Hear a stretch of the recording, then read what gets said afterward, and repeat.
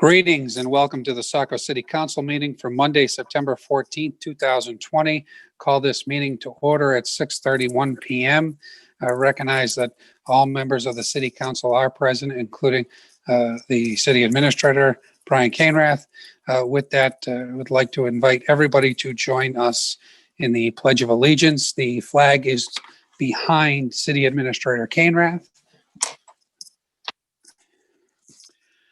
I pledge allegiance to the flag of the United States of America and to the republic for which it stands, one nation, under God, indivisible, with liberty and justice for all.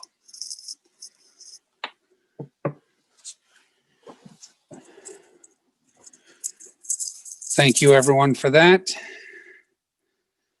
We are now up to general comments. Item 4, there is nothing for general.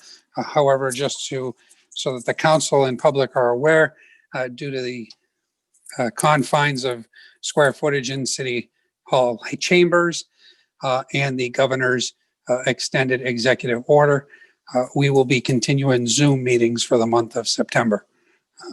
And we will reevaluate at the end of September. So with that, we have item 5, committee correspondence to council. Are there any committee correspondence at this time? Seeing no committee correspondence, moving on to item 6, we have public comment. City Administrator Cainrath, have we received any public comment for tonight's meeting? Yes, Mr. Mayor, I have one piece of public comment relating to the Army Corps of Engineers letter of support we'll be considering later. I can read that now or with the agenda item, but I think it's public comment, so probably now is best, if you agree. Thank you, City Administrator Cainrath. Proceed. Okay, thank you. This was sent in on behalf of approximately 150 members of SOS Saco Bay, so about 150 residents of Saco in the community. So they write, Dear City Administrator Cainrath, I am writing in support of the City of Saco, sending a letter of support to the Army Corps of Engineers to proceed with a project partnership plan to alleviate the wave power and erosion created by the jetty at the mouth of the Saco River. We have been on hold for 13 years since the 26.9 million was approved to take action, and we have seen nothing but finger pointing and government dysfunction. The time is now, and we are counting on the city to make this happen. Let's save the city's most valuable natural resource and reap all the benefits it brings to us. Please vote to approve sending the letter to the U.S. Army Corps of Engineers. Thank you. And again, that's signed by approximately 150 members of the Saco community associated with SOS Saco Bay. That's all I have. Thank you, City Administrator Cainrath. That was emailed to all councilors. Am I correct in that? I believe so. It was emailed to me, all of the individual responses, but I'm not sure if all of you got it as well, but I certainly did. Thank you. Can we make sure that that gets in the on the record in the packet? Yes. Thank you. Councilor Copeland, this is public comment. Do you have public comment? Well, I was just going to say if the mayor, if the city administrator is going to read that one, there is one from the folks from the Kinney Shores Association. Would now be the time to do that as well? That has been included in the packet, correct? Correct. It was, as well as the one from Save Our Shores, Saco Bay. So the one from Kinney Shores was not sent in for public comment specifically, but when putting the packet together, we discussed incorporating the comments of some of the interested community groups. And so their letter is in your packet under the agenda item here tonight. Well, I just hope everybody had the chance to look at it online since the other one was read in. City Administrator Cainrath, just so everyone's aware, the comments that you just read were actually put in for public comment and asked to be read, correct? That's correct, yes. Thank you. Thank you very much. With that, we have a couple of hands up.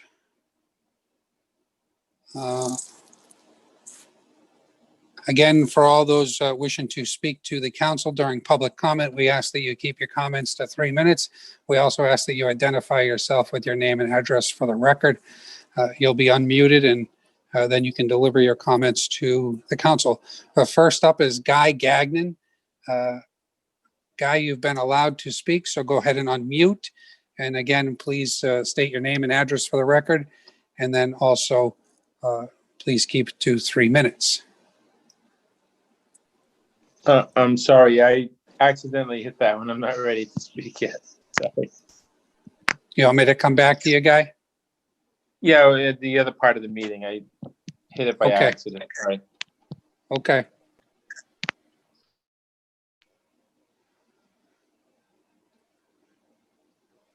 Up next, we have Kelly Archer. Kelly, you've been unmuted to speak. Again, please state your name and address for the record, and then deliver your comments to the council.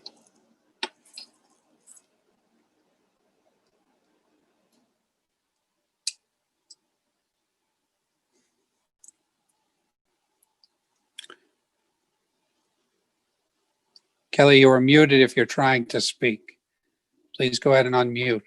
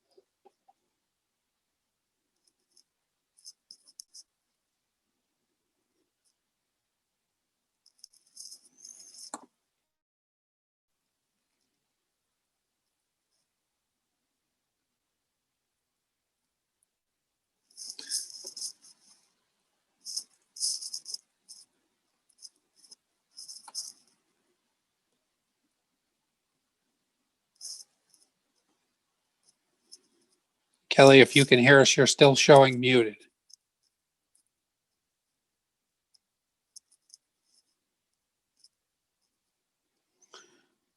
Okay, we'll come back to Kelly. Up next is David Flavin. David, you've been allowed to talk, so please go ahead and unmute, state your name and address for the record, and present your comments to the council. Thank you, Mayor Doyle. David Flavin, 2 Surf Street. The letter that Brian wrote, that a couple meetings it's mostly from update on where things core. In a show of hands, there was a near unanimous vote to proceed with the Army Corps offer to build a 750-foot breakwater. Despite the fact that an agreement was not reached following that meeting, we want the council to know that support has not wavered. Thus, we conducted the email campaign, which I thank Brian for allowing us to stuff his inbox with 125 odd emails. But we did get 124 actually signed by 149 people, 140 of whom were Saco residents or property owners. A few of the messages included some personal messages. There's just one that I would like to read to the council.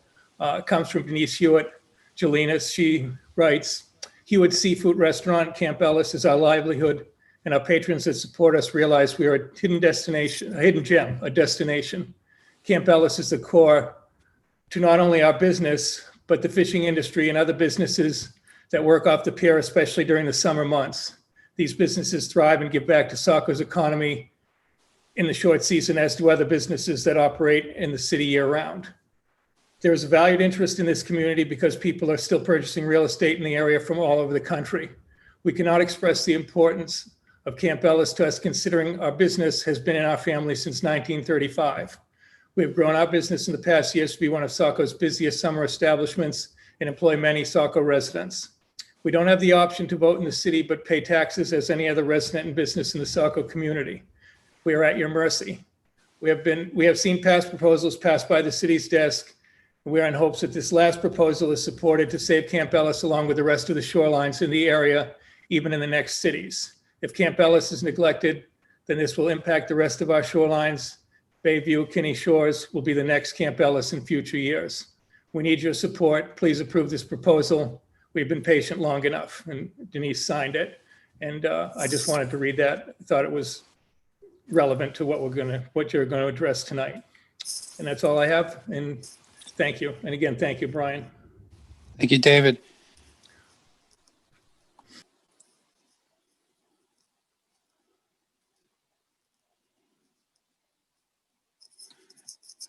Kelly, you've been allowed to speak, so please unmute and then deliver your comments to the council. Again, we ask that you state your name and address for the record. And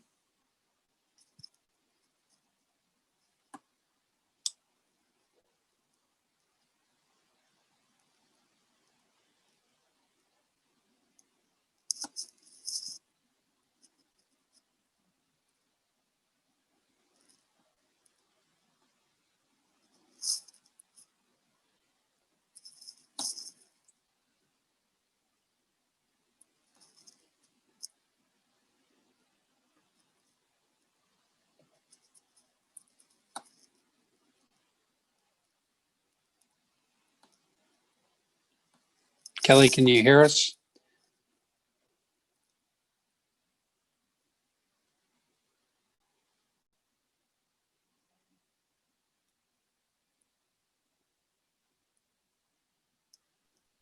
Mr. Mayor, Councilor Archer. receiving a unable to connect sign.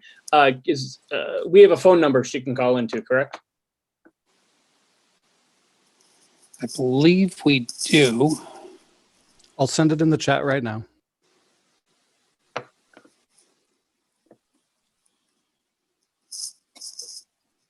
Kelly, if you can Can hear you us, hear me? the phone number to connect is 646-558-8656. Again, 646-558-8656.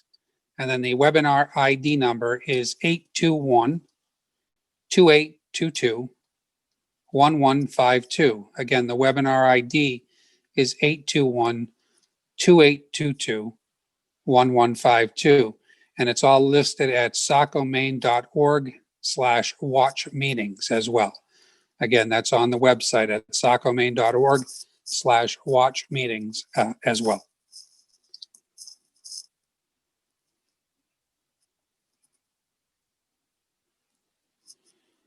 At this moment, is there any other public comment for the City Council?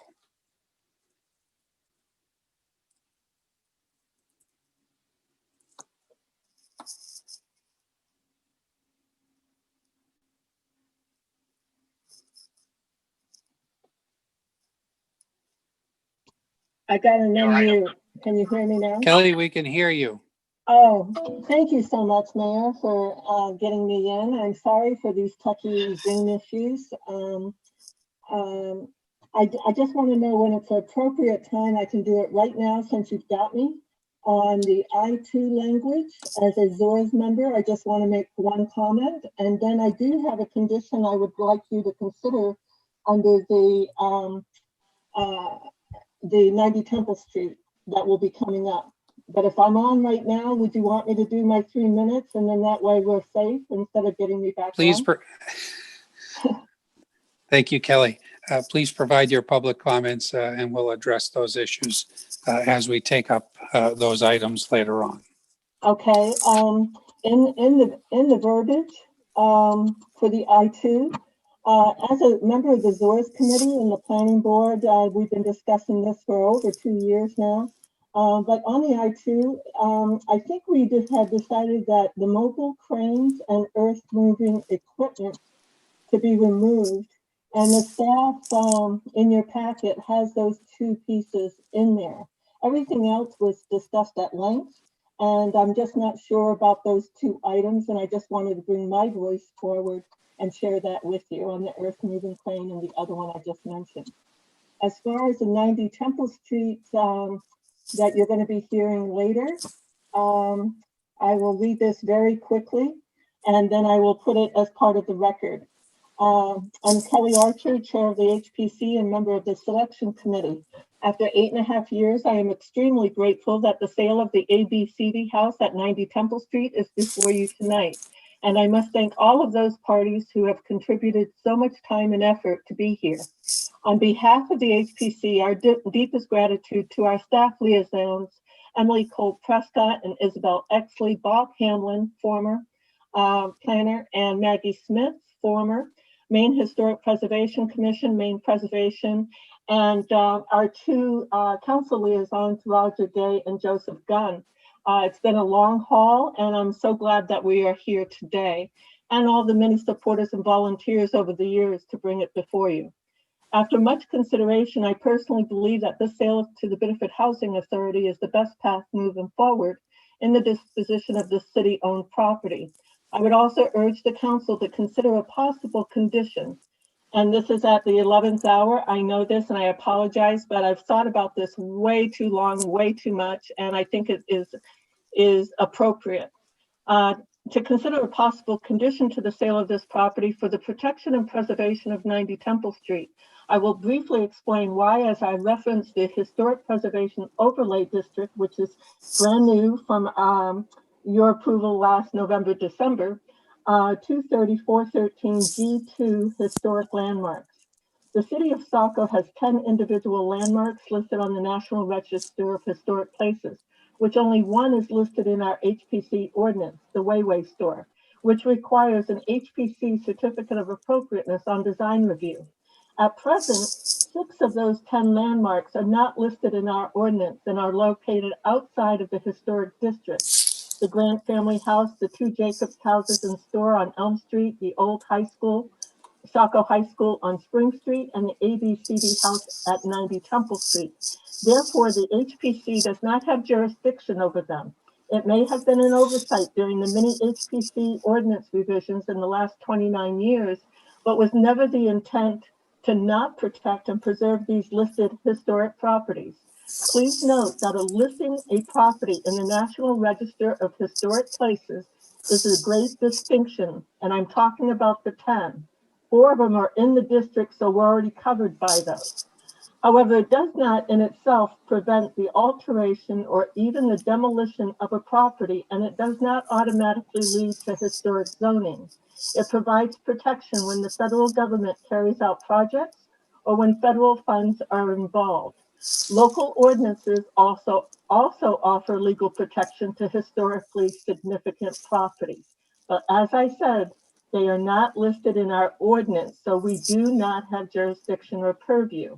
With that said, I would encourage the council to condition the sale of this property by the legal means possible to immediately amend the HPC ordinance 23413 G2 to include 90 Temple Street, therefore making this historic landmark subject to the HPC ordinance and standards, which would require design review and certificate of appropriateness.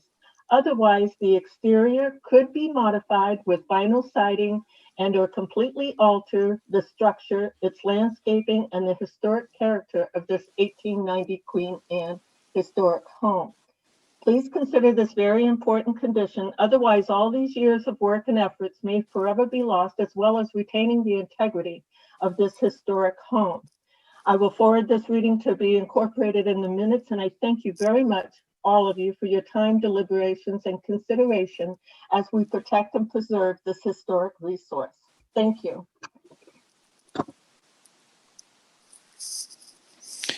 Thank you, Kelly. With that, is there any other public comment at this time? If you'd like to speak to the council, please go ahead and use the raise hand feature of the Zoom platform, or *9 if you're calling in from a cell phone, and you'll be unmuted to speak to the council.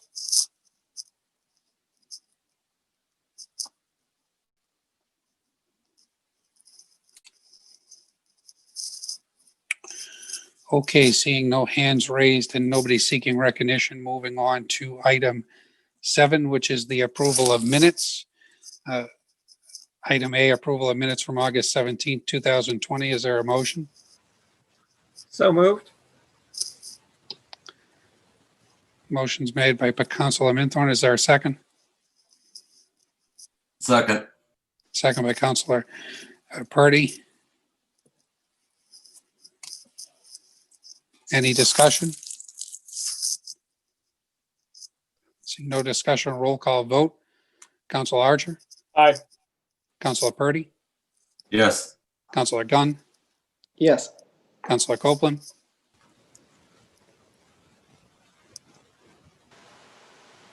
Yes. Councilor Minthorn, Yes. Councilor McPhail, Yes. Councilor Johnston. No. Motion passes 6-1 to approve the minutes. Moving on to item 8, we have a consent agenda. We have several items on the consent agenda. Item A is accept the planning board's report, proposed I-2 zoning amendment, large commercial vehicle sales and service use. Item B, confirm the mayor's appointments to the WRRD Coastal Resiliency Ad Hoc Committee. And item C, confirm the mayor's appointment to the Arts Commission of Cathy Stackpole. D, confirm the mayor's appointment to the Intercultural Competency and Awareness Ad Hoc Committee, Bree Kidman. And E, confirm mayor's appointments to the Saco River Corridor Commission for Eduard, Chenette. And F, confirm mayor's appointments to the Conservation Commission of Natalie Ben-Ami and Ashley Salguero-Gonzalez. Would anyone like to remove any item, or is there a motion to accept the consent agenda? Mr. Mayor, Councilor Johnston. I'd like to pull item A. Reason being is I think it's important that after the multitude of hours that were spent from the planning board, that this report actually get read into the record. And I'd like to pull item B. Being that it's a new committee, I think it's important that all of the members get read into the record.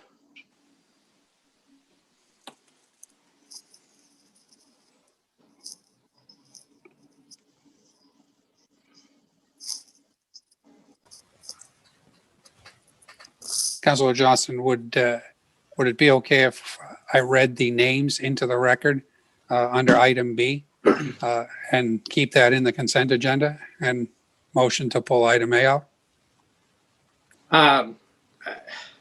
I'd prefer it actually get read in. I think it's important you actually create a history here so that we know in the future when this committee was appointed. Fair enough. The motion's been made to remove item A and B, which will become items A and B under action items. So is there a motion? Is there a second to the motion? Second. So, any discussion?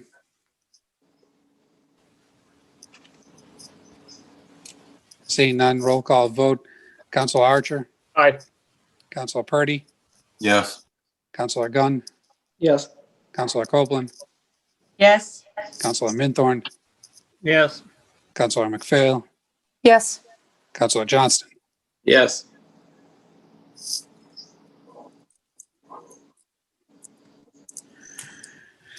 So left on the consent agenda is item C, D, E, and F. Is there a motion to approve the consent agenda? Move to approve the consent agenda items C, D, E, and F. Second. Motion's been made by Councilor Minthorn, second by Councilor Copeland. Any discussion? Seeing no discussion, roll call vote. Councilor Archer, Aye. Councilor Purdy, Yes. Councilor Gunn, Yes. Councilor Copeland,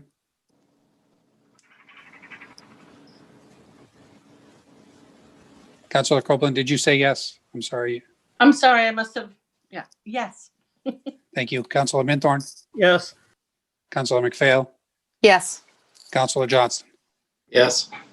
Motion passes 7-0. Thank you to all those that have stepped up to be on committees, and congratulations and welcome aboard. And if anyone is looking to be a part of a committee, you can find that on the Saco website. If you go to boards and committees, there's a board application. Please feel free to look at that from time to time as we are creating new committees like the ad hoc committee tonight. With that, we are up to item 9, which is action items. So we are going to take item A first. Item A is accept planning board's report, proposed I-2 zoning amendment, large commercial vehicle sales and service use.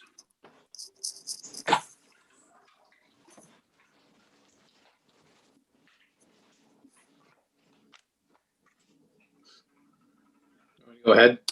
Councilor Johnston. Proposed use requires a zoning amendment. A new permitted use definition to the I-2 zoning district was presented to the planning board at its August 4th, 2020 meeting. Large commercial vehicle sales and services, an establishment primarily for the sale of new and used specialized vehicles and or construction equipment, all larger than 10,000 pounds gross vehicle weight rating, including but not limited to mobile cranes, earth-moving equipment, fire and rescue apparatus, drivable RVs, and semi-tractor trailer trucks.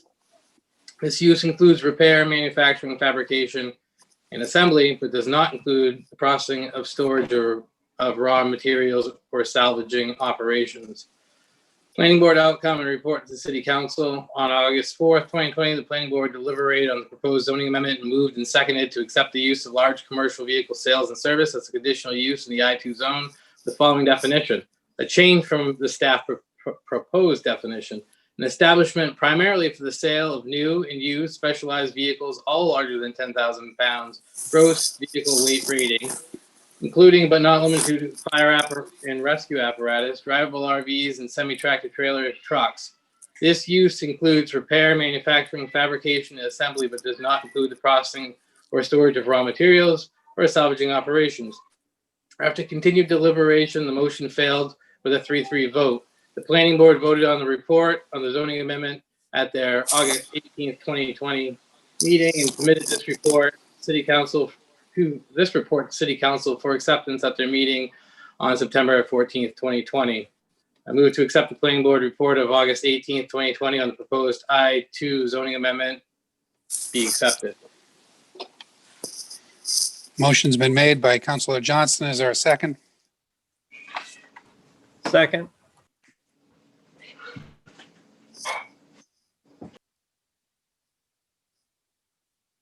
Motion has been made by Councilor Johnston. Is there a second? Second, Mr. Mayor. Second by Councilor Minthorn. Any discussion?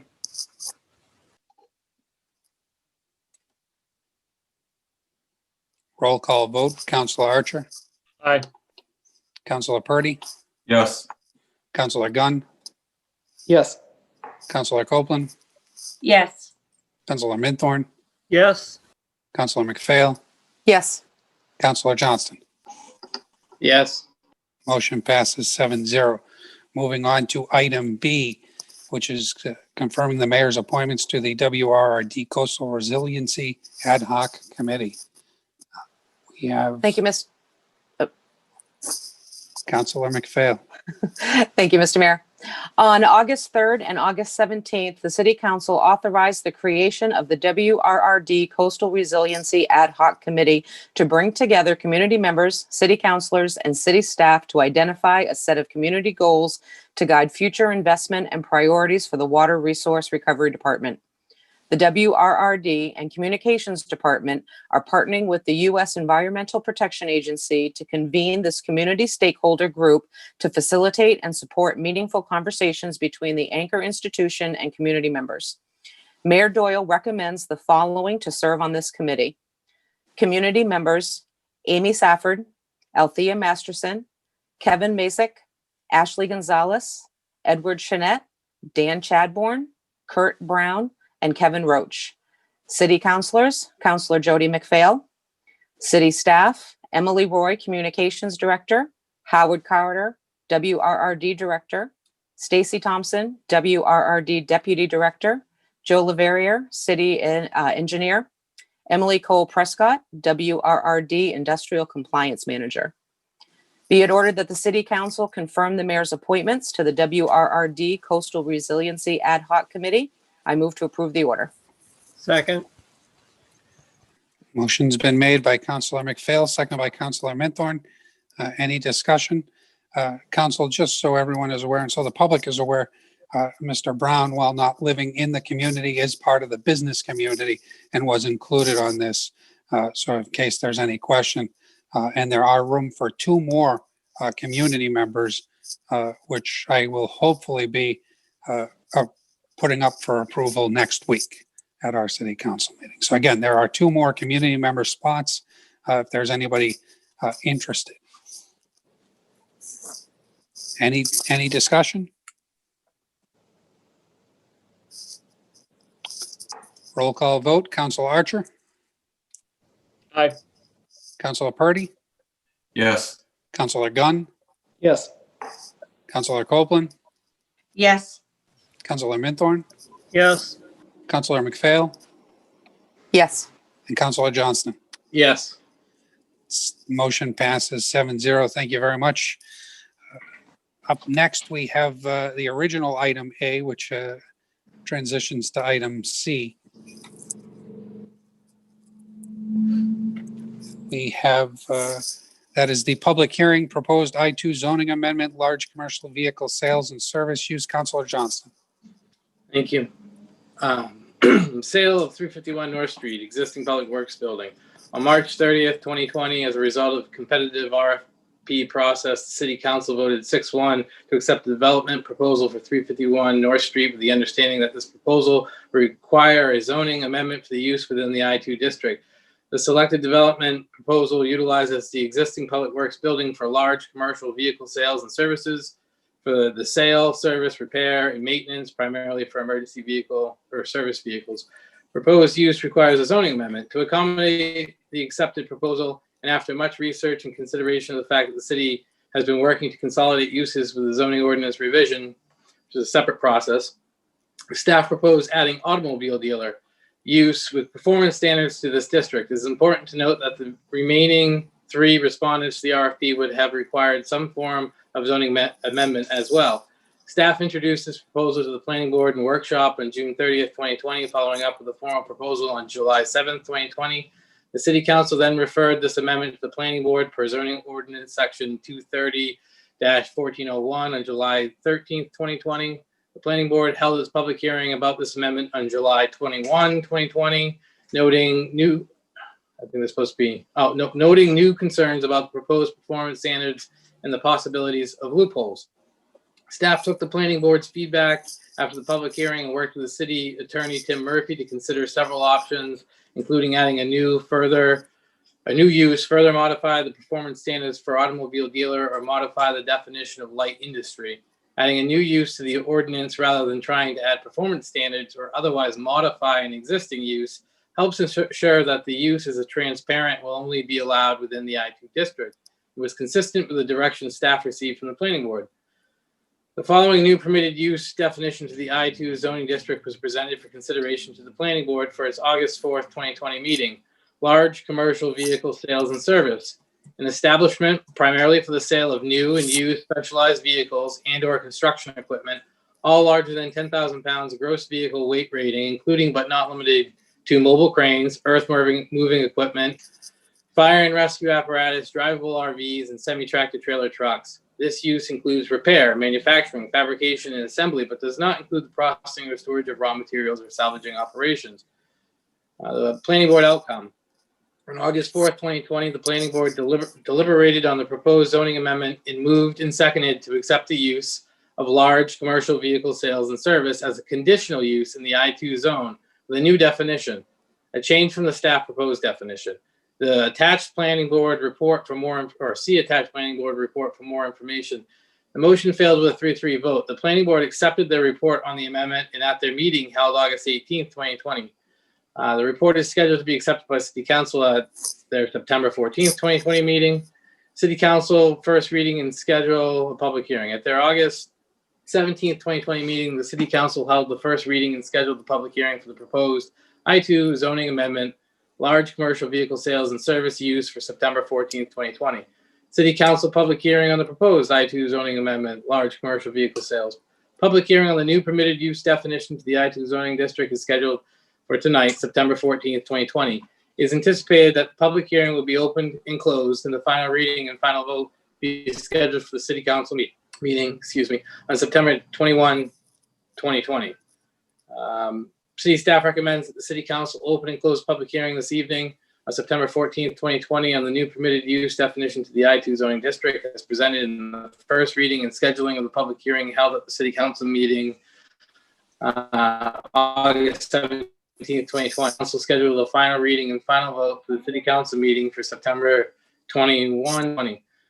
And move to open the public hearing on September 14th, 2020 regarding the following order in substantially the same form as presented. Be it ordered that the City Council accept the new permitted use in the I-2 zoning district of large commercial vehicle sales and service, an establishment primarily for the sale of new and used specialized vehicles and or construction equipment, all larger than 10,000 pounds gross vehicle weight rating, including but not limited, no thank you. An establishment primarily for the sale of new and used specialized vehicles and or construction equipment, all larger than 10,000 pounds gross vehicle weight rating, including but not limited to mobile cranes, earth moving equipment, fire and rescue apparatus, drivable RVs, and semi-tractor trailer trucks. This use includes repair, manufacturing, fabrication, and assembly, but does not include the processing of storage of raw materials or salvaging operations. We'll move to open the public hearing. Second. Thank you, Councilor Johnston. Motion has been made by Councilor Johnston, second by Councilor Minthorn.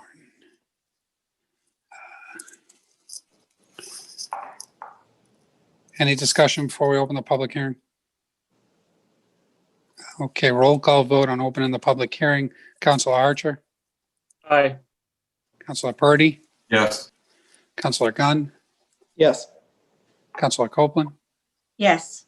Councilor Minthorn, Yes. Councilor McPhail, Yes. and Councilor Johnston. Yes. Motion passes 7-0 to open the public hearing at 7:08 p.m. on September 14th.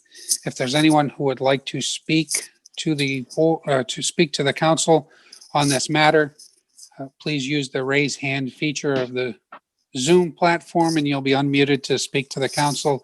And for those using a cell phone, that is *9. Again, for those seeking to provide input on this public hearing, please use the raise hand feature of the Zoom platform or *9 from a cellular phone, and you'll be unmuted to speak to the council.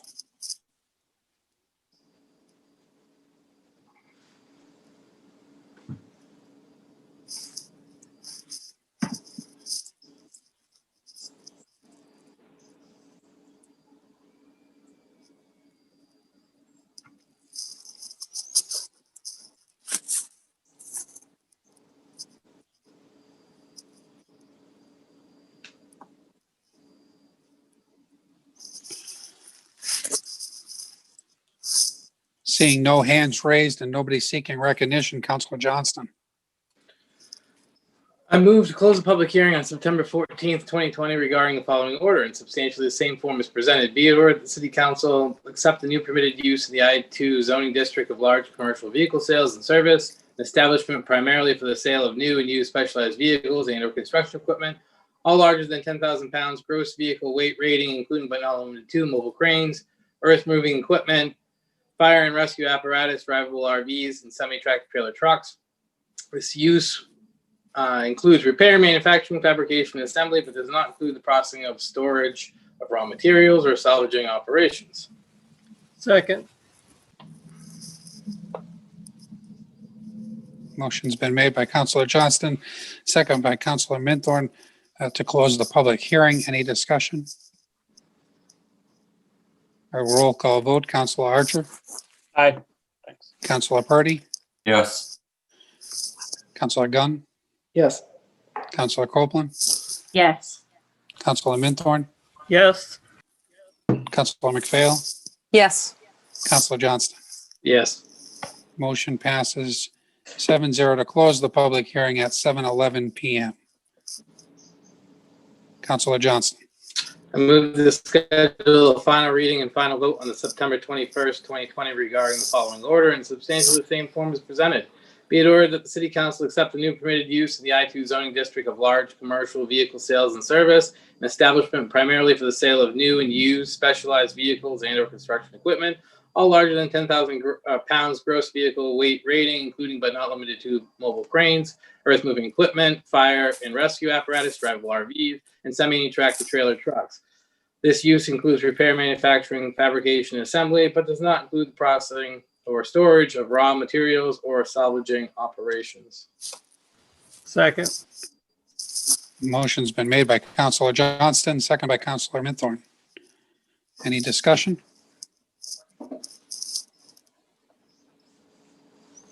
Seeing no discussion, no counselor seeking recognition, roll call vote. Counselor Archer? I see Councilor Copeland was raising her hand before I vote. Like this hand. Oh, Counselor Copeland. Well, I just wanted to make sure that what was in here was what Kelly Archer was asking for, and I see that it did have the language about the crane. So did she ask about two different things? Anybody remember? She asked about cranes and heavy moving equipment from my notes. Okay, And so that let's is see. something that we can take care of at the second and final reading if a counselor wants to make an amendment to remove those items. All right, well, it looks like it's got mobile cranes and earth moving equipment. So I think she's all set. Thank you. Thank you. Any further discussion? Okay, roll call vote. Counselor Archer? Aye. Counselor Purdy? Yes. Counselor Gunn? Yes. Counselor Copeland? Yes. Counselor Minthorn? Yes. Counselor McPhail? Yes. And Counselor Johnston? Yes. Motion passes 7-0 to move this to final reading for September 21st, 2020. Up next is what was item B, now item D, and that is the sale of Temple Street, map 39, lot 168. Counselor Johnston. Thank you. The property located at 90 Temple Street, Saco, experienced a fire in 2012. The roof has been left open to the elements since then for the past 8 years. At some point after the fire, the previous owner abandoned the property. In 2016, the city obtained the property through tax foreclosure. A timeline of city actions relative to the sites included in the below links or previous meeting materials. In February 2020, staff completed several site visits, and with the collaboration of the Historic Preservation Commission, hired Allied Engineering on the city's general engineering services list to complete a structural engineering assessment. At its February 26, 2020 meeting, the Historic Preservation Commission recommended that the property be sold. At its April 7th, 2020 meeting, the planning board recommended to the city council that the city sell the property. After going through a Chapter 81 review process, the city council authorized the city administrator to initiate a request for proposals for disposition of city-owned property at 90 Temple Street. Staff advertised the RFP for the closing date of August 14th, 2020. During that time, staff held 5 site walks with potential bidders and received 2 bids. A selection committee consisting of Emily Cole Prescott, former city planner, David Toomey, city code enforcement officer, Denise Clavette, planning and economic development director, Isabella, I'm going to mess up her last name, Chesley, planning and economic development associate, Kelly Archer, HBC chairwoman, reviewed the bids and recommended awarding the RFP to Biddeford Housing Authority based on submitted materials. Responses to the RFP were reviewed and based on the following criteria: evidence showing how the proposed represents highest and best use of the property in terms of direct or indirect financial, economic, or community benefits; ability to redevelop the site using recognized historic preservation funding programs, such as federal tax credits and/or Maine Preservation Protect and Sell program; professional qualification of bidder and team relative to similar historic properties and completed projects; quality and character of the proposal, especially relevant to the community and compatibility of nearby properties and areas; and the bid amount. Biddeford Housing Authority is proposing to rehabilitate the building according to the Secretary of Interior standards for rehabilitation into 4 residential units for low to moderate income individuals, including but not limited to those who are elderly, disabled, or handicapped. One of the units will be left vacant for temporary use by the City of Saco's General Assistance Program. Staff recommends City Council award the RFP to Biddeford Housing Authority based on the bid amount, proposed rehabilitation reuse of 90 Temple as presented in the RFP response, or as the city administrator to negotiate a sale agreement for the sale of 90 Temple Street in the amount of $1,000. I move that the City Council award the RFP to Biddeford Housing Authority based on submitted bid amount and proposed rehabilitation reuse of 90 Temple Street as presented in the RFP process, a response, and authorize the city administrator to negotiate a purchase and sale agreement for the sale of 90 Temple Street in the amount of $1,000. Thank you, Councilor Johnston. Is there a second? Second. Second by Councilor Gunn. Any discussion? Councilor Copeland. Hi, thank you, Mr. Mayor. I do have a question. So we're going to have one of the vacant units left for our general assistant program. Do we often need that space? Mr. Canrath, do you know? I would say generally no, but that's just anecdotal information. I think to have a more complete answer, maybe we'd have to do a study of our previous caseload. But I don't know if Guy from Biddeford Housing Authority has some more data there also that he could share. I know he was on earlier. Maybe we could promote him to see if he has any information. Thank you, City Administrator Canrath. I also had other questions about this. So this is Biddeford Saco, or they've changed names over the years or whatever, but it's just a way to help people, which is fabulous. Are these people going to be from Biddeford, or are they from, where are the people coming from with the need? Do we know? Marshall? Mr. Mayor, may I speak? Councilor Archer. Yeah, so as I believe I'm the only member of the Housing Council, or the committee that we have for the last couple of years. Biddeford Housing operates the vouchers for Section 8, which is now commonly called Housing Choice Vouchers, HCVs. So these are low-income people who are eligible through the Department of Housing and Urban Development. So they may not come from Saco. What happens is Biddeford's in charge of the vouchers, which is just another term for money. Set aside because these people will pay about 30% of their income to help pay for the rent, with the voucher taking the rest. So these would be lower income people, but they're not necessarily from Saco because it's a nationwide program. Thank you, Councilor Archer. Councilor Copeland. Thank you.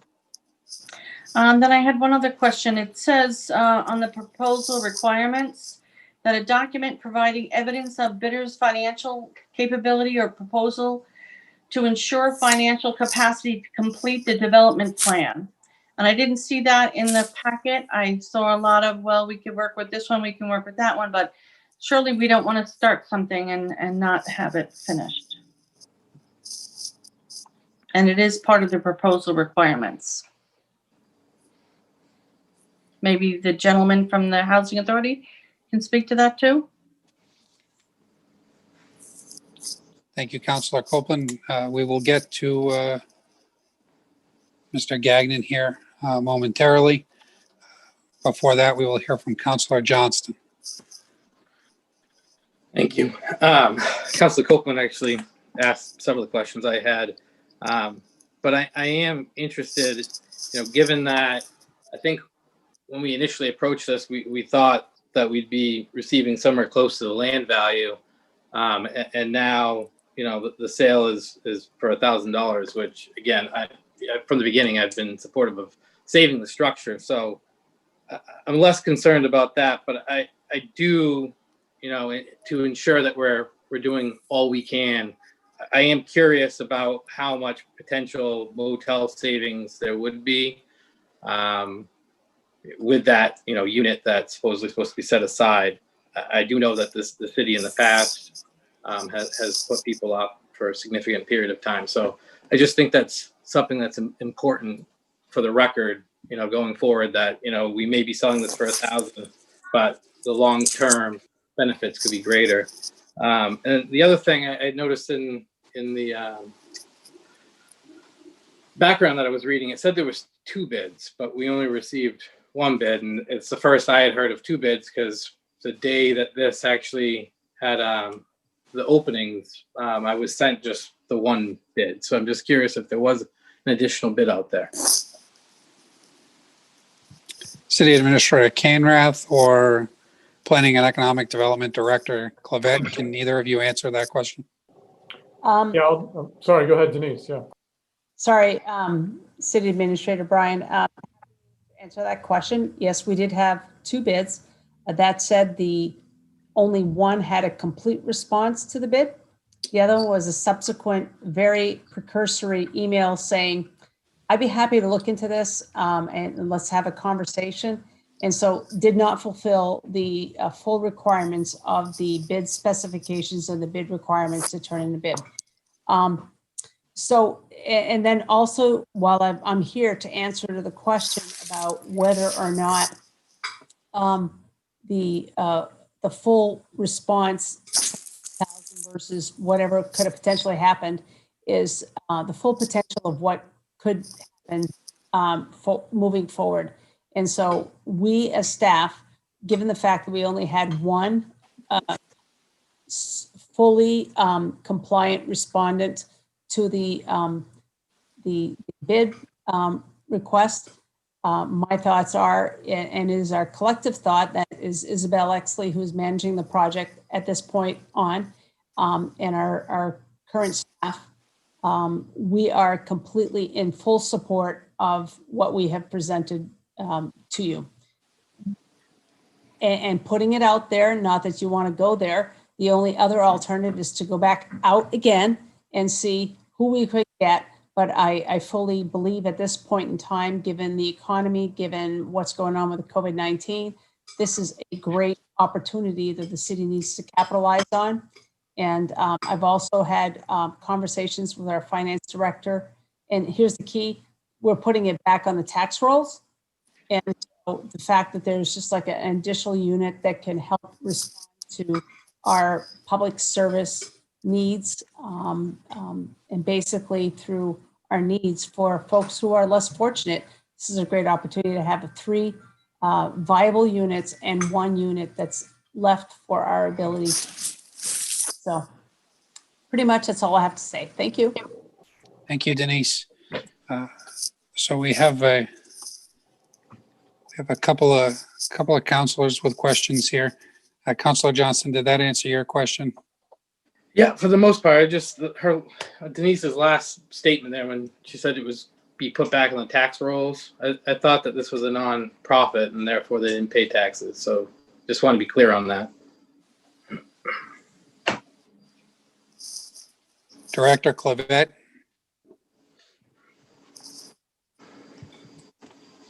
Apologies here. I just kind of adjusted my seat. And what you, well, I was just told by my husband that I was like a little too high and I couldn't figure it out. So what did you say, Nathan? I'm sorry. The question was, you had stated this was going to be back on the tax rolls, and Councilor Johnson wanted to be clear that if this was a nonprofit, is it really going to be back on the tax rolls? The use is, we'll look into that. But my thoughts is that it would be, but I just want to make sure that we have the answer to that question. Thank you, Director Clavette. Councilor Archer. You're muted, Councilor Archer. That was all I had to say. Sorry. This is actually for Denise since I have follow-up, and she disappeared. Hello. I think she is still on. Okay, perfect. She's still on. So I believe it is because typically Biddeford Housing, these housing authorities operate off investing funds.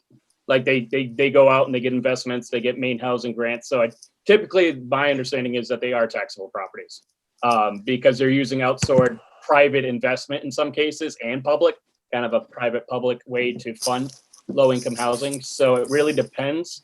But in this case, I would believe, and I would put, again, that's what I'm going to Denise, but highly likely. Thank you, Councilor Archer. Councilor McPhail, you did have your hand up. Did you still want to speak? Nope, I'm all set. Councilor Johnson actually asked the same question I was concerned about, is the tax roll and being a nonprofit, what the, if there would be taxes or minimal taxes paid. Thank you. And Councilor Archer actually specified a little bit more for us. Thank you. Thank you. Councilor Archer? Yes, so I want to just put it out to the council and to the public, really, is that I am going to put this forward. I believe it's probably our best option at the moment. I do not like the initial $1,000. I will tell you that. I thought that this property was valued more. But after really assessing what's going on in the property itself, I believe it's around $60,000, $70,000 for just the land. If we were to try to get it for hire, put it out for RFP again, think about the cost of tearing it down. Let's just say they don't refurbish it. We have a person who wants to refurbish this building. The cost of tearing it down is, I'm just making up 20, 30, maybe more. So in reality, it's like, are we really going to put this back on our staff? The hours, that's going to cost a few more $1,000 worth of person hours to the city to try to get a little bit more money. And we lose a little bit of that control. We have an investor, Biddeford Housing, who's willing to try to refurbish this place, get it back to where it is. So in the end, I was looking at it from a dollars perspective, but in the end, I think the value perspective is a little bit stronger. And that's why I will be pushing for this $1,000. Again, it's low for a property, but I think in this case, we have a funder. I'm confident that they have the availability to get the credit to address any concerns. If they have to pay a little bit more because of refurbishing, so be it. This is one I do trust. So that's why I'm pushing this forward. Thank you, Councilor Archer. Councilor Johnston? Thank you. I mean, I wholly agree with Councilor Archer there. Given it's been 8 years and at least another 4 since the city owned it, this is a good outcome, I think. And the fact that, we're potentially helping people in need, it's really a win-win. With that said, though, I do need to point out, back at budget time, I put forth an amendment that funded the HPC increase through the sale of this property. So we may need to amend the budget to obviously make up for the fact that we're not receiving the funds we originally had thought. And I think that's it. Yeah, that's it for now. Thank you. Thank you, Councilor Johnston. At this time, I'm going to invite Guy Gagnon, who's been waiting patiently. Guy, you've been allowed to speak.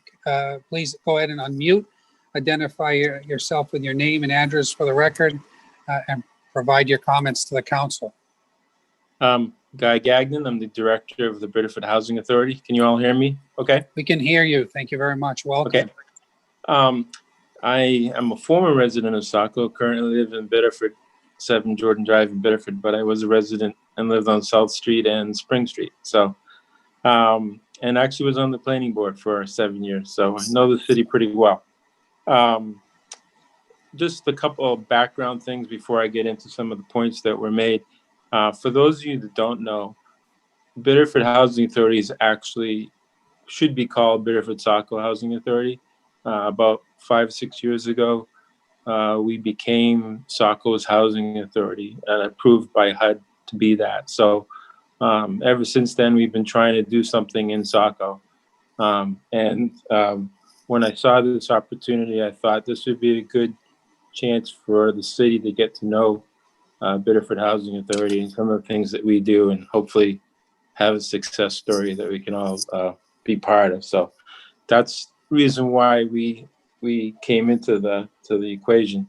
The other thing is we do have a nonprofit development corporation, which is called Southern Maine Affordable Housing. And there's a good chance the ownership will actually be under that name. So if you see that name, it really is the same.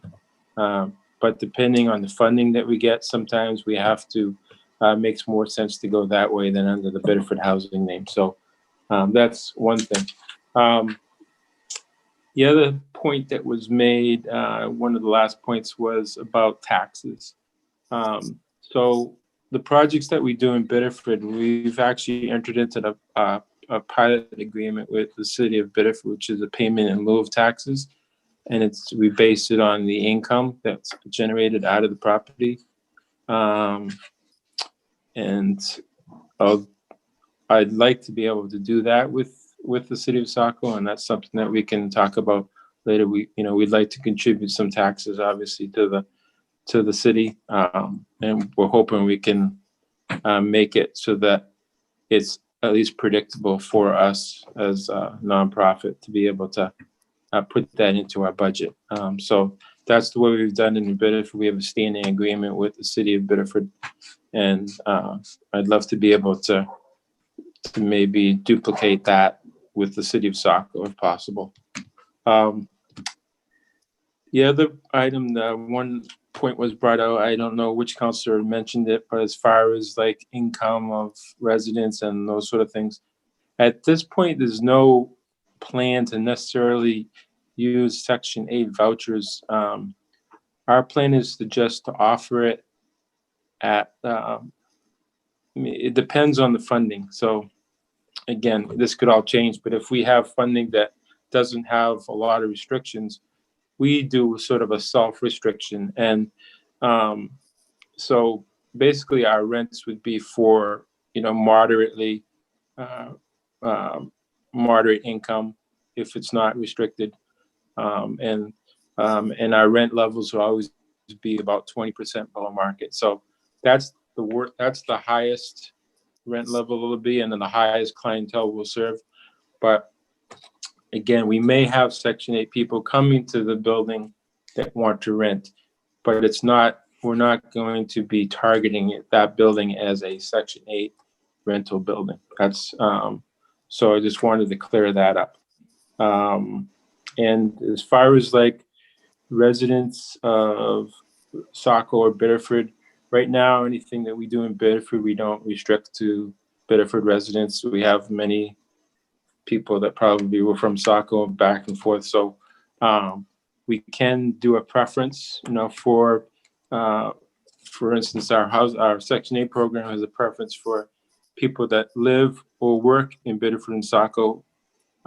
That's a preference that we have, and we could put that as a preference so that if there's a wait list, the people that either live or work in Biddeford and Saco would have first rights to get a unit in the building. That would be no problem doing. So wanted to put that out. The other item that was discussed was about the cost of the lot. So one of the factors that we put into our proposal was having that unit available to the city. And if you cost that out at a minimum, I'm saying let's say it's $5,000 a year in savings from hotel costs, that's a very low estimate. I probably $50,000 over a 10-year period. It's all available. The thought was, for instance, and place to put, whatever community wants to use it for. It's your unit, and it'll be less, there's a long stretch of time, but I don't imagine use of it, and the community finds out. I'm guessing people will, know to call. So, so that was kind of factored in. We offered, figuring that community benefit there, that part of the price that we're paying, that's revenue that if we do have any mortgage on the property, hope grants to fund most of it, but oftentimes private. So we factor that, not having that unit's income. Let's see if there was a comment earlier about the history review. It could be a little tricky to get change in your ordinance, but we would have no problem in the contract that any board review we would. preservation committee review. That could be right in the contract. I have no problem with that. I anticipated having. I guess that's. I'm not sure. If anybody has any more, feel free. Okay, thank you very much for taking the time to answer all the many different speakers. Hand up from Councilor Copeland. Councilor Copeland, go ahead. Thanks. Oh, damn. Oh, My laptop, my little fell down. I don't know why. Well, anyway, so here I am. First, I want to say that you guys do great. You know, the Mission Hill project is really pretty amazing. Service. We went over there and cleaned and so forth, and that's really, really wonderful over there. Question was about funding, just to make sure. Depend on what the funding is, but we are in a pandemic, and you know things are different. There would be funding to it is as a historic building.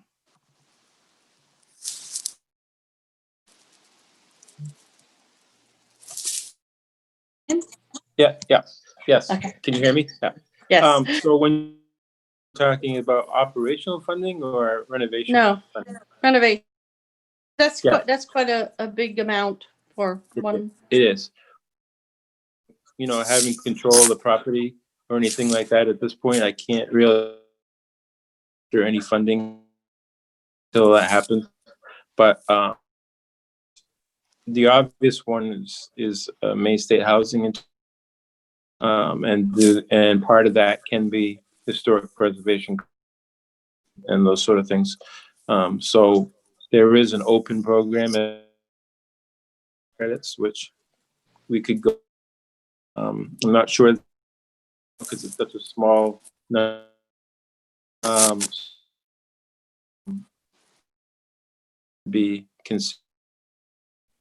Go for a grant, but it's still whatever which way we're still planning or still going to do what we can and move as far as historic preservation. Okay, thank you. I appreciate that a lot, but I think in our contract, this property for $1,000 that we should have, you know, that if the funding doesn't work, you sell it back to us for. That's. Thank you. Mm-hmm. Copeland, thank you, Guy. Up next, we have Councilor Johnston. Helps if I unmute. I mean, glad to hear that you're supportive of this being, you know, I guess PC review. So my question go to Denise. How do we amend a historic overlay district to include this property? I mean, I guess we could. I don't think it's necessarily needed if he agrees. So. Thank you, Councilor Johnston. Councilor, process to amend an ordinance would be quite lengthy, but and talk about the piece of just rather than changing the ordinance. Director Clavette. At this point, thank you, and for your concern and your comment. So we would need to look at this, but the project and what has been consideration is really a viable option, and that will be needed, required of amendment. If needed, we would just need to process that completely separately, zoning ordinance amendment. zoning ordinance. And as I got thinking about issues that have been brought forth by several, some comments, I believe that this project, moving any of the nuances, details, things that we would need to consider can be managed at the staff level. Anything needs more than that, we would come back to council / HPC to make that happen. You know, in all honesty, this is a great option. And we will research about the tax implication of doing another the day property be able to be updated and brought to standards. See, love is giving back to, you know, you've got 3 market and a unit that's able to a unit for the city benefit. So I guess that's all I have to say. Thanks. Councilor Johnston, did that answer? Just curious specifically, I mean, I'm not, certainly not trying to delay this. I'm just forward to the national land, that ordinance now. Should we just do it, take it up as that we're currently in, or do it? My concern is obviously, I mean, I want to go through HPC, so want to see it in that ordinance, you know, because this in the future. Thank you, Councilor Johnston. Hand up, Isabel. So if you guys did want to initiate some sort of amendment to the historic preservation zoning ordinance, that's certainly possible. I need you guys or the planning board to initiate that. I would say that the turnaround to answer Councilor Johnson would be,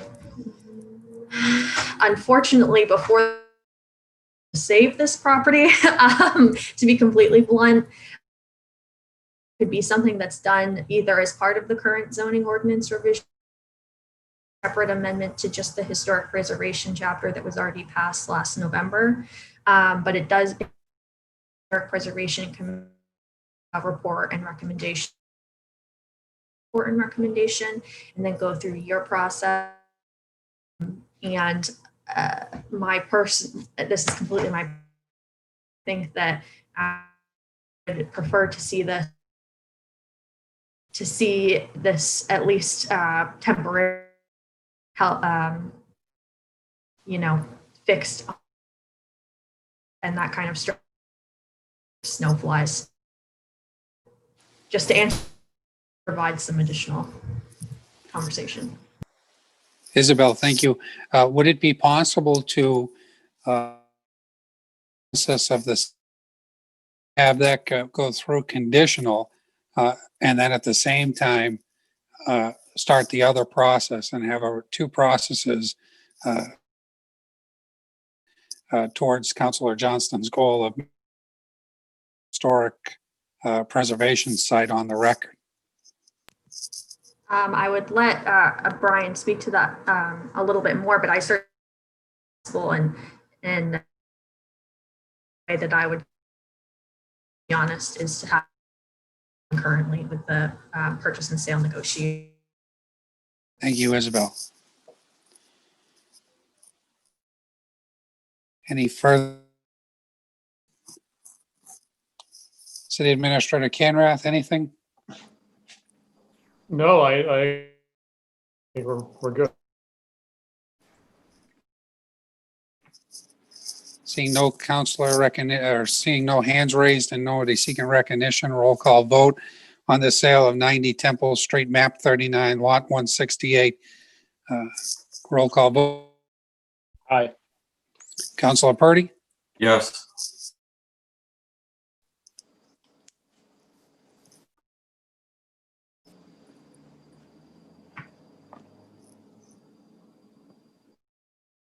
I think Counselor, I got a, Bill, oh, okay, to me? yes, Yes. thank you. Yes. Counselor Minthorn, Enthusiastically, Counselor McPhail, Yes. Johnston.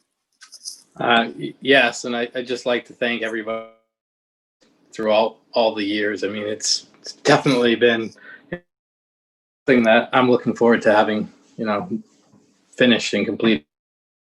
Thank you. Yes. Thank you. 7-0. Moving on to item E, DOE, letter of support. Counselor Copeland. Thank you, Mr. Mayor. In order to alleviate the Camp L partnership agreement must be made between the city of Saco approving the city administrator city administrator to send the attached letter to the engineers simply allows the parties to continue conversating is the staff approval. Be it ordered that the city council to send their support to enter into agreement regarding the damage prevention. Move to approve the order. Second. Motion, Counselor Copeland, second by Counselor McPhail. Any discussion?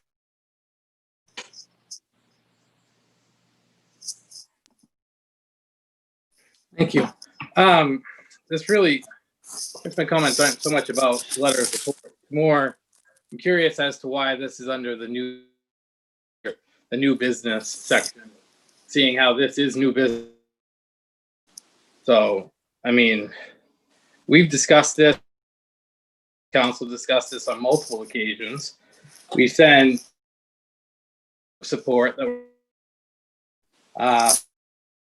what's changed driving this, I guess, is really, and why is, when I think a lot of information made available to other counselors, asked or answered. Thank you, Counselor. There's an action item, as the city administrator and myself. This is has been talked and to move forward and on that, and that's why it's before you. With that, Counselor Copeland. And to If I speak further, Come back, Counselor Johnston. I just want to make sure that we're.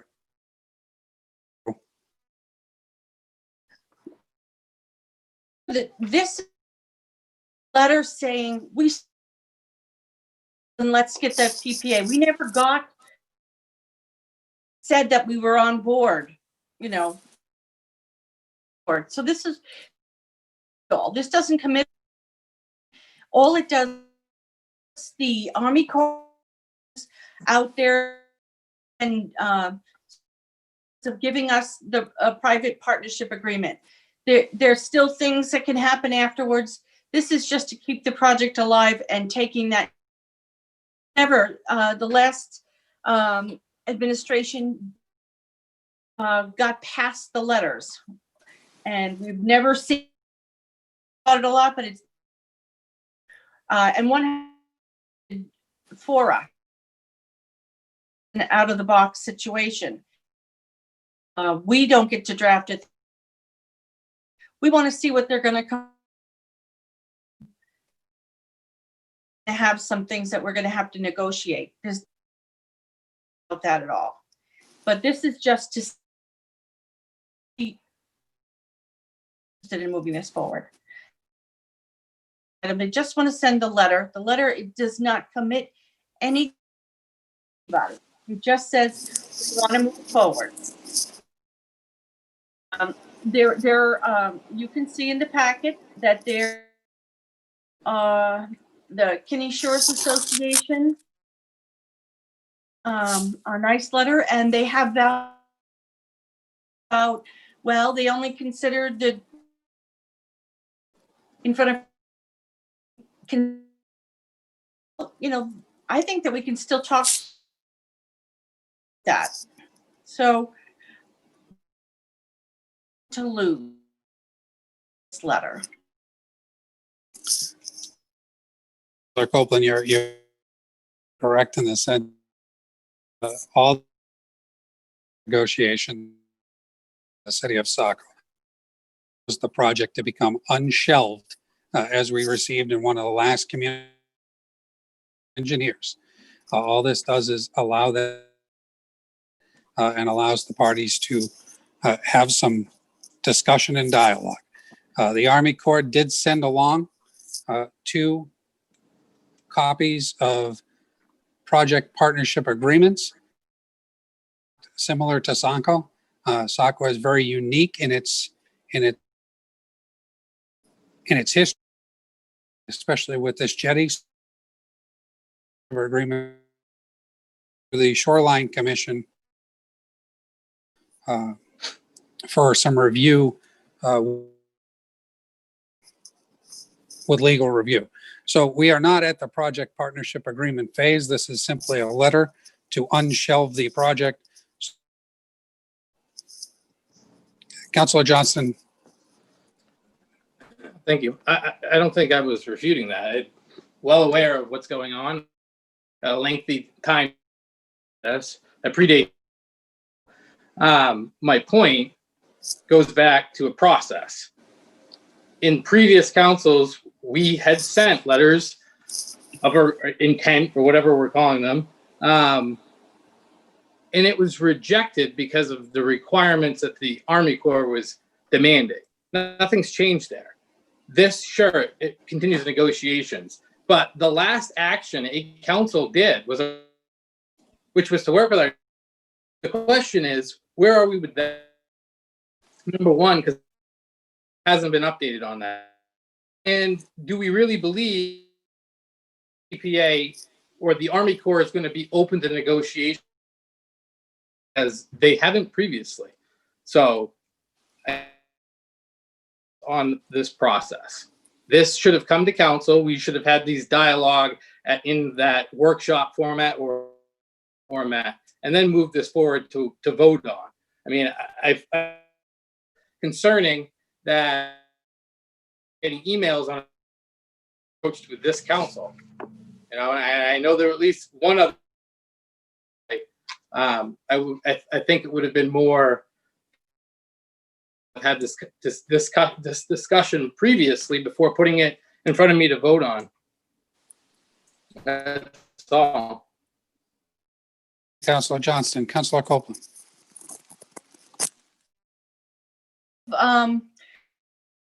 If you can about this upcoming election, well, have the backing and the influence. Whether that remains, we shall see. But the thinking is that they can help influence a positive outcome with this Section 111. So there's that too, and it's important. Folks have sure been working forward, and if we didn't know, it's kind of out there all over the place. And I agree, we didn't get it official. I don't think you're surprised that. I don't know. Thank you, Councilor Copeland.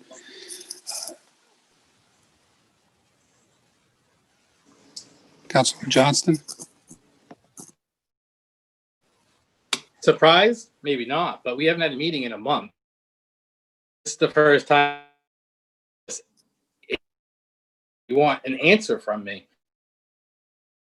And I'm still waiting for that answer as far as what's the status of the resolution.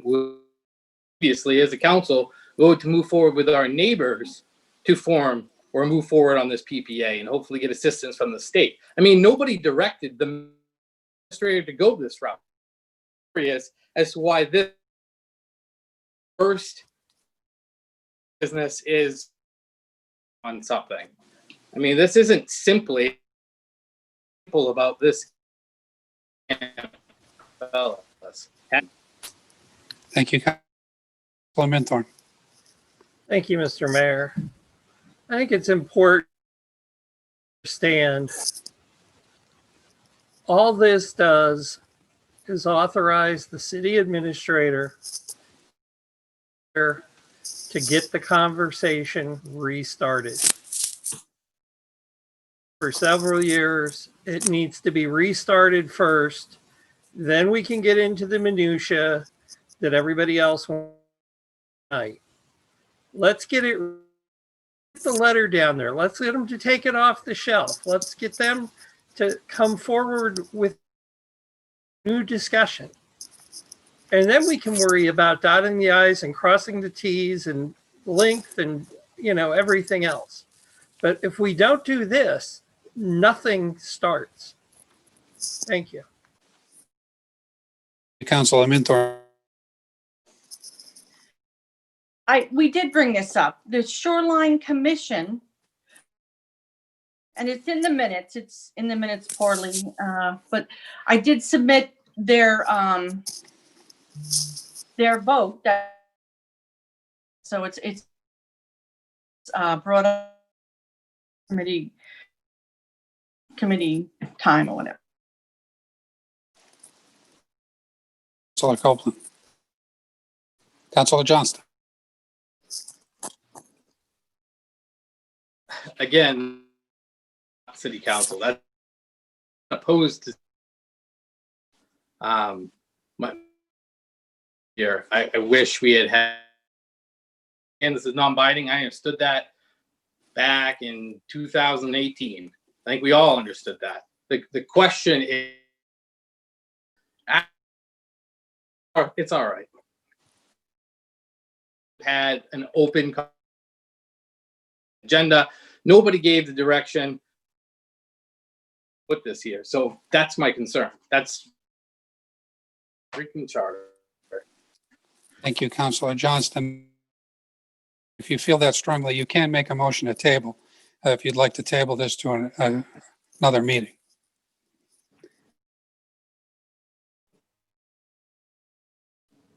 Would, but the fact that this has been out in the public for 2 weeks, you kind of you turn me into the bad guy here. All I'm asking, that's it. And that's.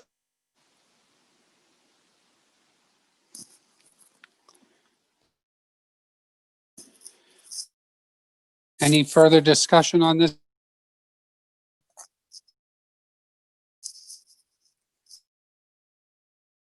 We do have a hand raised for allowing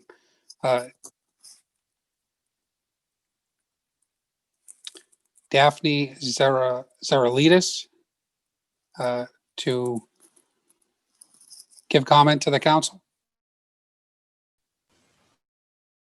No objection.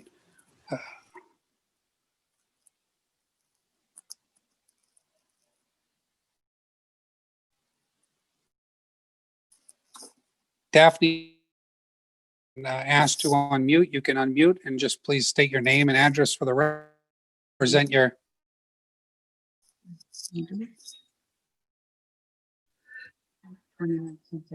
Yeah, 29 Sunset Avenue. Can you hear? We can hear you. My name is Daphne Zaralidis at Sunset Avenue.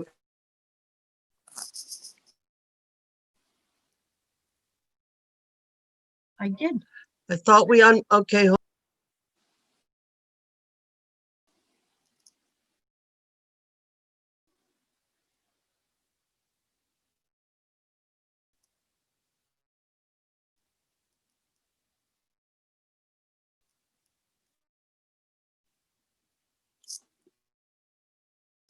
We're going to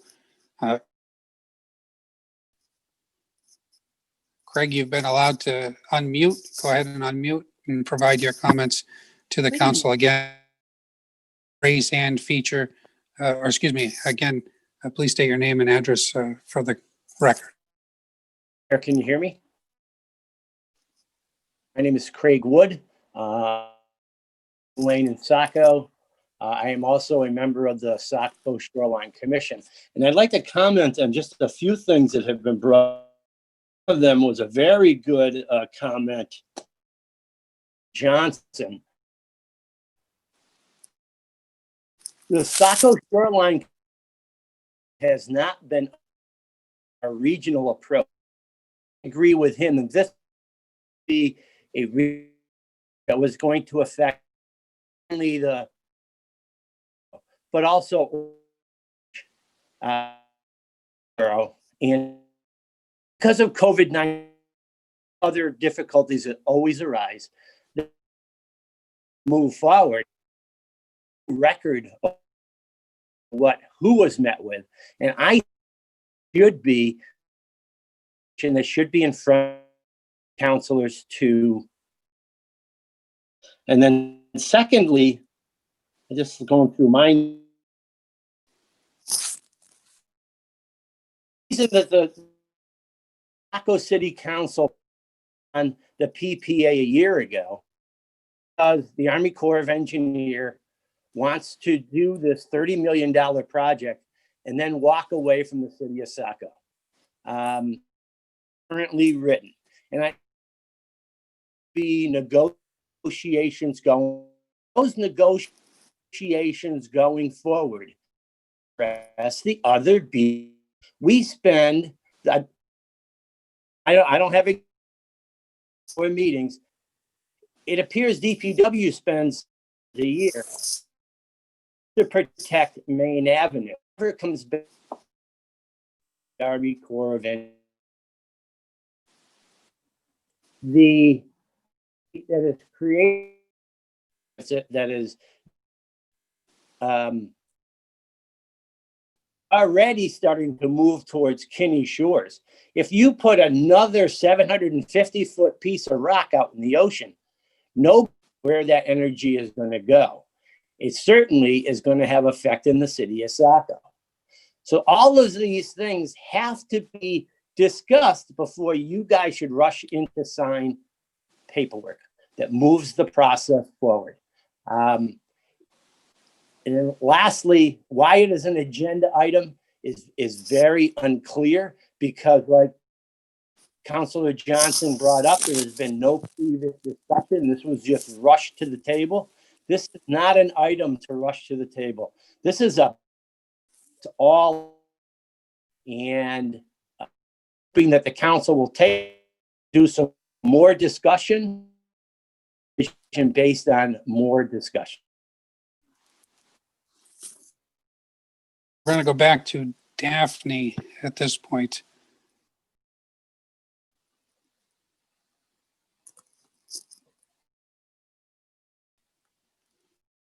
Daphne, you've been allowed to unmute, and we can hear you. Thank you. You know, there is you're recording. Oh, there's a lot of feedback on this. Can you hear us?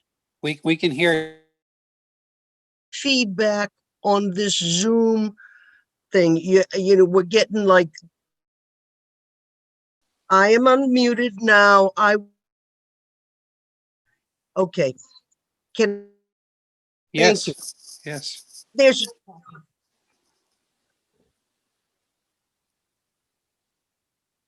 Yes, there is. Let me just say, we can hear you. We can hear you. Okay, SOS has been trying to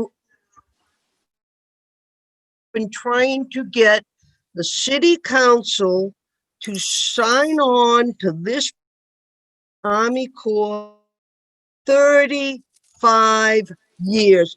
How long are you gonna talk about it? All right. Keep talking. Send the PPA in.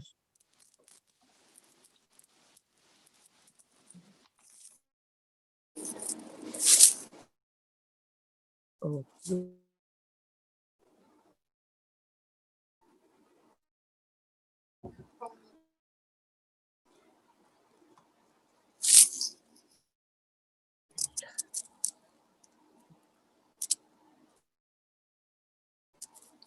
Daphne, are you still?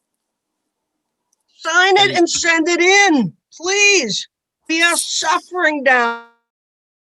Last year, when the dredge was done, people enjoyed it. Gone. 1 year because on your hand here at City Council. Years we've been waiting, and I'm wrong. Go back and read.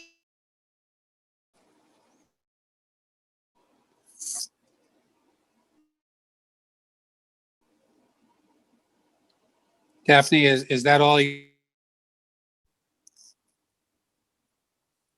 What I would like to say is this, okay? I know the town has been concerned share of this project and the maintenance of the spur that is proposed by the Army Corps. But let me say this maintenance issue, okay? No, I have more. Issue of that spur, okay? The Army Corps has not maintained the jetty they built in over 40 years. So you should not have to worry about the spur. Let them build the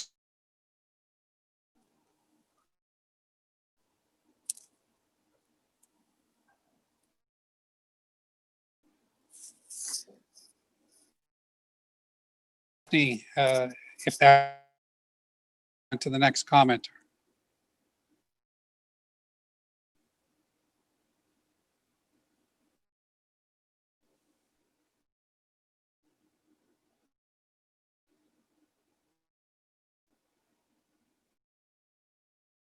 Kevin, you've been allowed to, so please go ahead and to the council. Hi, can everyone hear me? Yes, we can hear you. Hi, thank you, Mayor Doyle. Thank you, council, for just letting me speak. I'll be very brief. There is still confusion. The PPA, the Project Partnership Agreement. City Council has never rejected a project partnership agreement from. We have yet from the Army need to provide support on that project. If that agreement comes back as trash and we don't work with it. I mean, I'd be the first. This letter to get us the draft project. We have never gotten one. It's changed in the last couple of months. This year is the Army that this is not partnership agreement. So this move gets it out of our hands, get core DC draft.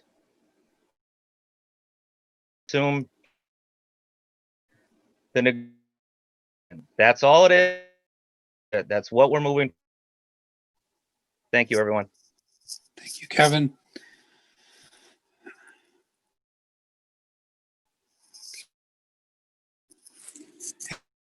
Question from the council?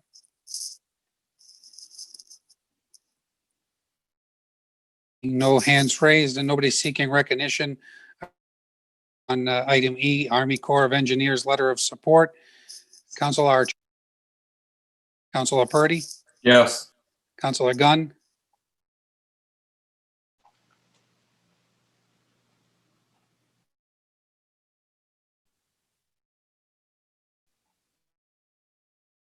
Councilor Gunn, can you hear us? I can. I apologize. I'm having connection issue. On letter of support. I didn't hear what you said. I'm sorry. The vote is to you on the Army Corps of Engineers letter of support. Okay, that's a yes vote. Thank you. Councilor Copeland? Councilor Minthorn? Yes. Councilor McPhail? Councilor Johnston? You know, with a non-binding and that, you know, both parties have to agree to this. Yeah. A motion passes 7-0. Thank you very much, everybody. Moving on to item F, which was the fiscal year 2020 annual report. Would some be willing to read that, as Councilor Gunn is having some connectivity from his location? Thank you, Mr. Mayor.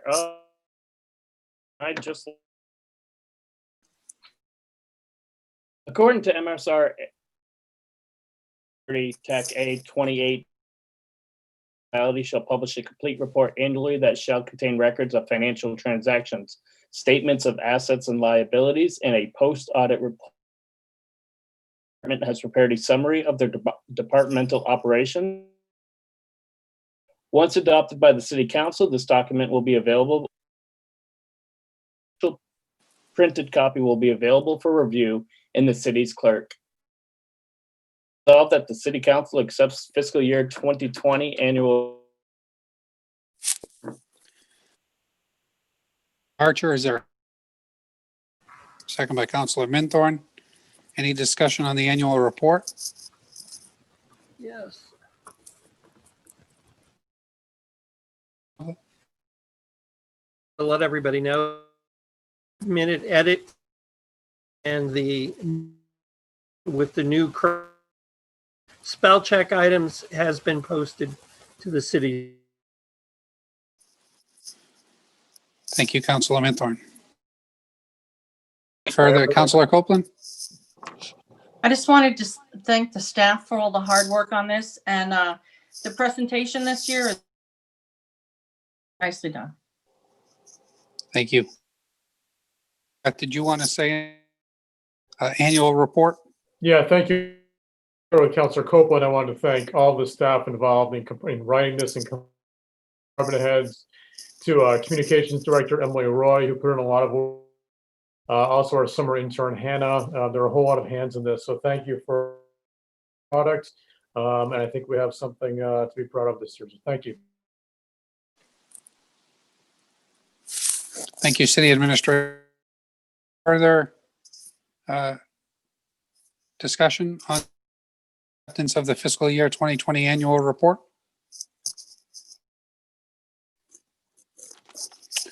Seeing no hands raised, nobody vote. Councilor Archer? Aye. Councilor Gunn? He's not on.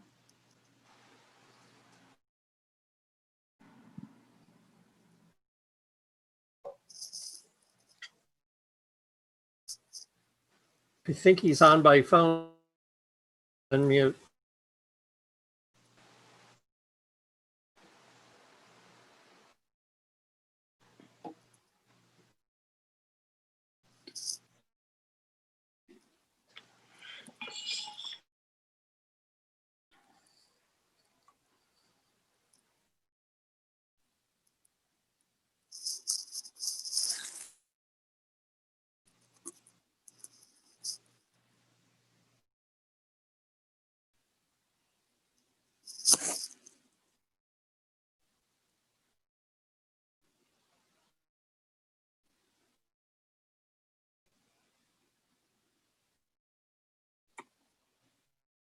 It's a yes vote. Thank you, Councilor Gunn. Councilor Copeland? Yes. Councilor Minthorn? Yes. Councilor McPhail? And Councilor Johnston? A motion passes. Everyone, item G, which was our 8/17/2020 meeting, and that is the Biddeford Saco Old Orchard Beat Transit lease approval. Councilor Minthorn. Yes, I move that we remove this item from the table. Second. Motion's been made by remove from the table. Any discussion? Roll call vote. Councilor Archer, Aye. Councilor Purdy, Yes. Councilor Gunn,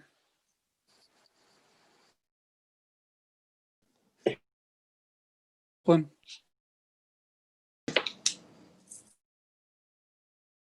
Councilor McPhail, Johnson.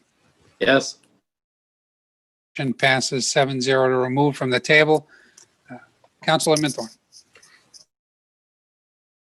Biddeford Transit would like to continue using the Transportation Center. Councilor Copeland's recommendation 2020 meeting. Thank you. The Saco Old Orchard Beach Transit, including edits made since the August meeting, is in the exhibit. Be it ordered, the City Council authorize into lease agreement with the Biddeford Saco Old Orchard Beach Transit use of the office space at the Transportation Center. I move to approve the. Second. Councilor Minthorn, second by Councilor Copeland. Any discussion?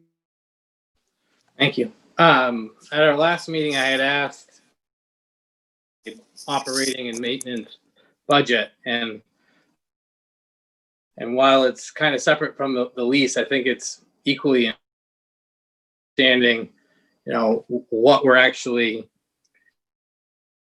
station, what we're taking in, because again, when we built this station, there was some level of understanding by the public that it would much larger than it is. It needs to be clearer to people as they forward with some of these decisions we've made as of late, reducing rent that we're taking in. It's part of the public record. It needs to be understood, and I'm disappointed that I wasn't provided that. So Justin, we provided that. I do not have that information, but I can certainly check and put something together and get it to you. Thank you very much. Any further questions? Councilor Copeland? To chime in on that, because I agree to make money, and one that I found out that the plan or economic working on that grant to get that basically connect Saco and Biddeford project. But one of the things that the transportation center to parking garage and everything over in Biddeford, so there's going to be more use of it, and I don't know that use has any financial revenue for us. Important to know what is going on with the. Thank you, Councilor Copeland. Councilor Minthorn. One of the things that was built into this lease item, so that on a yearly basis we can readjust our rent if need be. Operations costs. As it currently, we were given a 1 year from the entered into on funding the transit. We should have been at 200,000. We're only at 165,000 for our funding contribution that's matched by Biddeford and Old Orchard Beach. So we do have a savings, if you will, that situation. And given the circumstances with COVID and reduced ridership at approximately 20 of the pre-COVID ridership,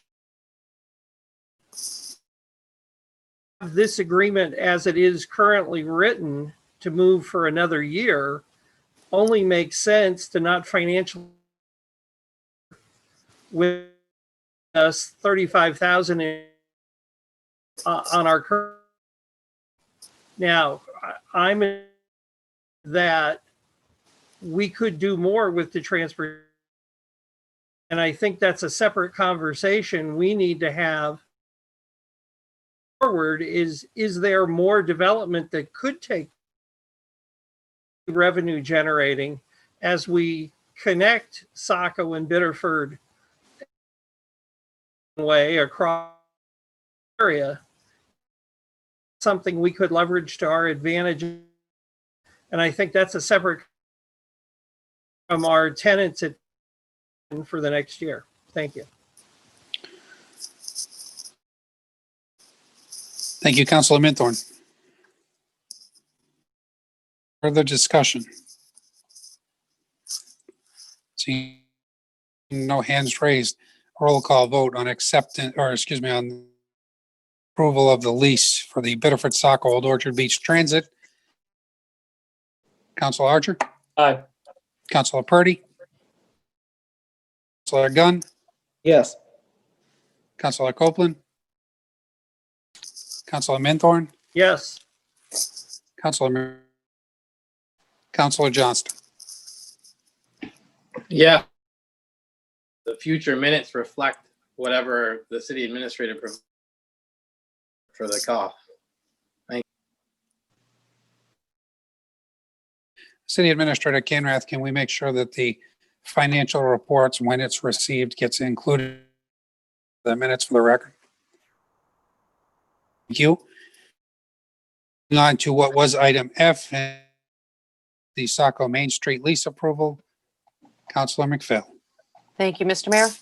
Saco Main Street would like to continue using the office space at the Transportation Center. Also authorize the city administrator to enter a lease agreement of the office space at the Transportation Center. I move to approve. Second. Motion's been made by Councilor McPhail. Any lease approval?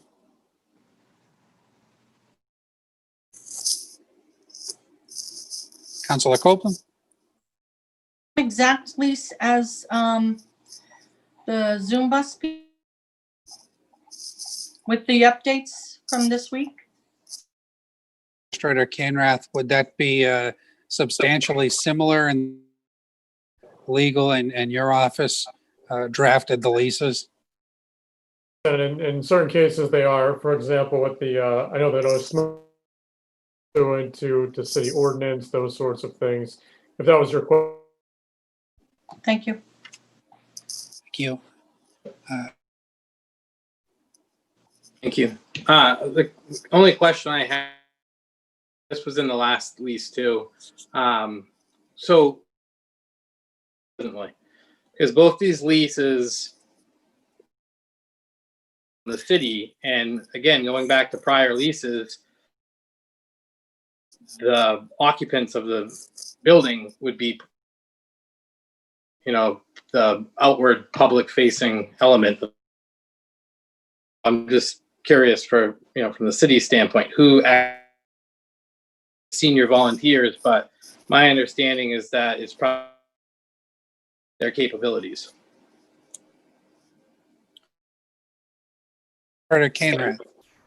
Yeah, the senior volunteer impacted a bit by COVID now, because we are to be situation. So that is the prime, the public face of the care of behind the scenes.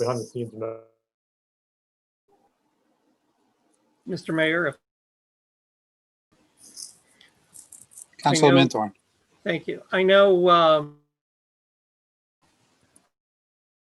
the windows are the slot open for transit. Do field a number of calls and questions and point people in the right direction and whatever as they might from their customer service desk there. So it is somewhat being done. They don't staff that responsibility formally, but they are doing it on an informal basis daily. Thank you, Councilor Mint.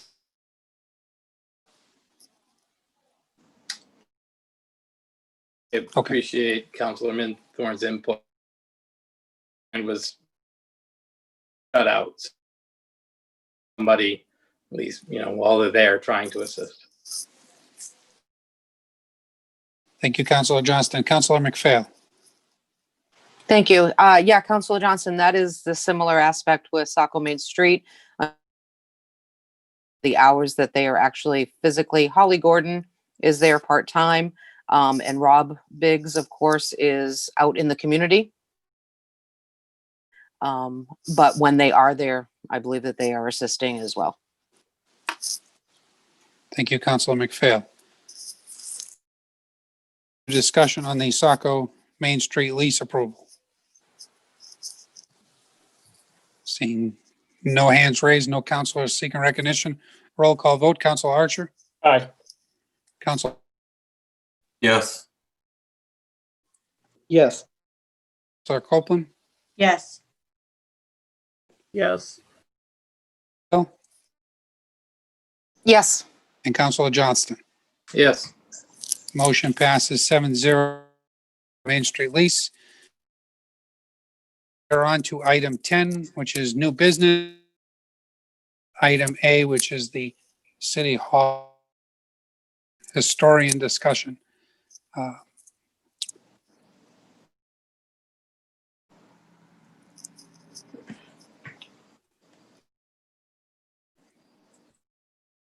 So thank you. This was something that was started by the previous administration. Something that I thought was prudent, and I thought was a good tool to Saco's history flowing, and also who in some cases is already the quasi city historian unofficially already. So the idea was to start looking upon this and looking at different different communities that have a, and what that looks like to council for and possibly something that would and what you've seen here is city staff and did a great job and came up with researched a bunch of different cities, but has provided the city Chenette historian. Schenectady. Yeah. And as you can see, that's a pretty lengthy document. So at this point, we're just kind of bringing it up for discussion item. Date certain that this will be back. Again, this was something that I thought was good carryover from the previous administration. So Councilor Copeland and then Councilor Archer. Mr. Mayor, one of the things about our city is as a budget item, is this a volunteer? This would be a volunteer position, much like a board in the community. Terrific, thank you. Councilor Archer?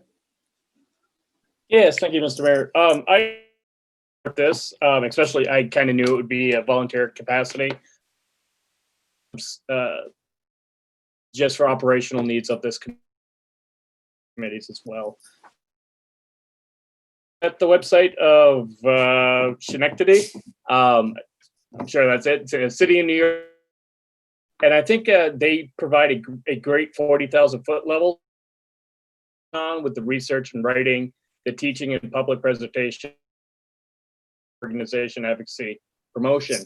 But what detailed of what the roles and responsibility are compared to Conservation Commission. Too much redundancy. So if it's for one example, municipal historic, will identify historic structures. We already kind of do that. So I'd say stricken that, like that one. So just when it's separate the two roles, but definitely allowing any of our departments or commissions to say, hey, what's going on with the past?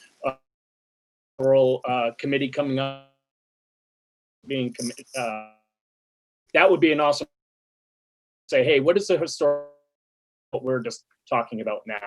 And just like broaden that to any type of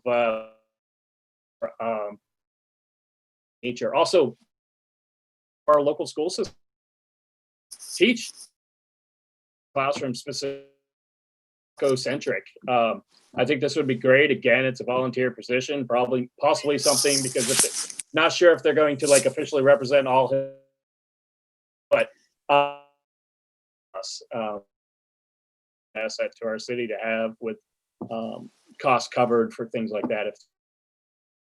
But very council that big budget, but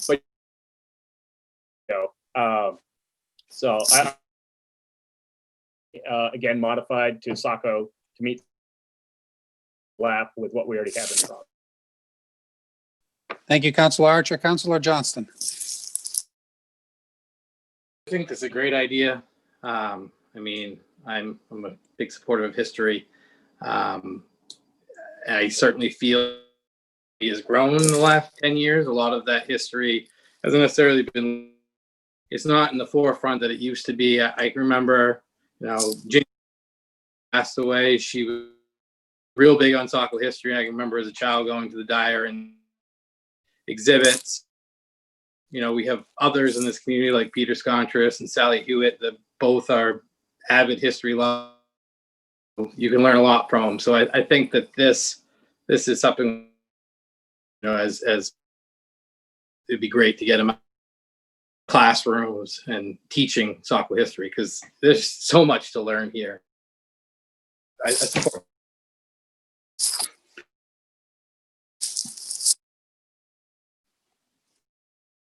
Other discussion on this matter?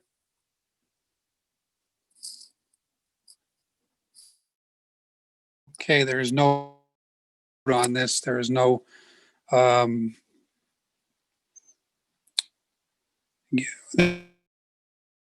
first. However, if you have any ideas as council, please submit them to rats so the proper staff get that in the New York communities.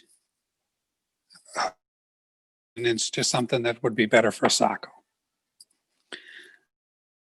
We are up to item 11, the administrative update. City Administrator Cannon. Thank you, Mr. Mayor. I have even been to Schenectady, New York. Record, but starting with, as you know, longtime director Dick Lambert officially retired as of Friday, September 11th. I'd like to thank everyone on his event and putting it all together last week. A pretty good success. We had a great turnout of staff, employees, elected officials. So thank you to everyone for giving the send off.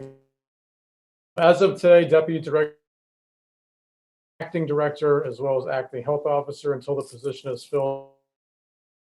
That search is active. It has been advertised a couple of months, and we'll be beginning that process in the very near future. Works facility is nearing completion. It looks. We did send out an invitation to council to come for a tour as we near the completion and move in. If you haven't already responded to that invitation, please do. We'd like to get everyone in there and show the place off before it's fully. You can get back to either Pat Fox or myself or Tori Gorman. Is there. An RFP announcement: the City of Saco's experienced medical billing provider to outsource emergency medical billing and collect the fire ambulance response to on average. about 2,800 calls per year with total billing between 700,000 and 800. Proposals are being accepted until 4 p.m. on Friday, September.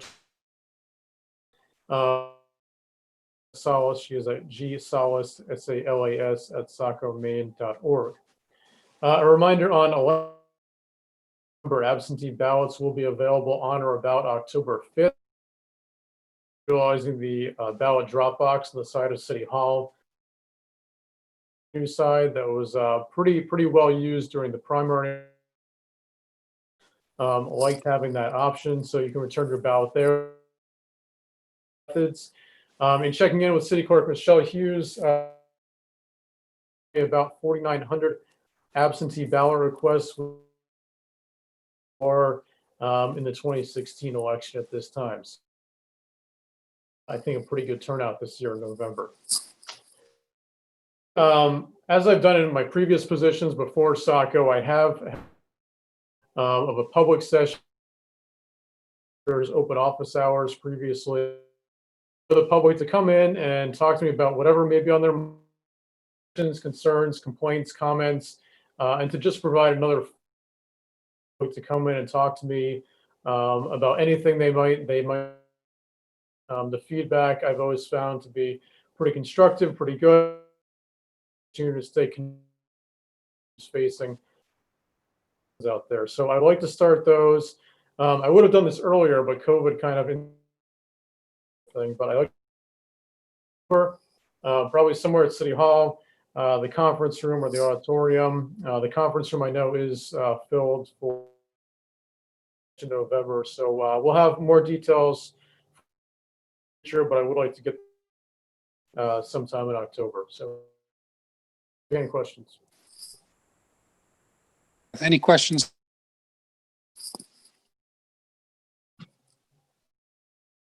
Seeing no questions, thank you very much. Moving on to item, which is council discussion and comment. Any council discussion and comment? Councilor Archer. Yes, thank you, Mr. Mayor. I'd like to take this moment to Smythe and extremely hard. I've been communicating with both of them to get after-school pre-K program for the kids there. There's been restrictions on how we're able to get it done. All of our pre-K kids who need have been able to get it. To summarize, collaboration, two directors of the program, their lead, and in the city of example between the city actually under to say, I mean, we had all these changes that we were green, orange. Just thank Julie Smythe and our partner on there for the hard work that this got done and taking kids. Very much, Councilor Archer. Councilor Jones. Thank you. As Councilor just went, I'd like to thank the teachers and staff throughout the district. I mean, specific pretty well, and I was really how back on Thursday and Friday days. Job. Probably the sixth.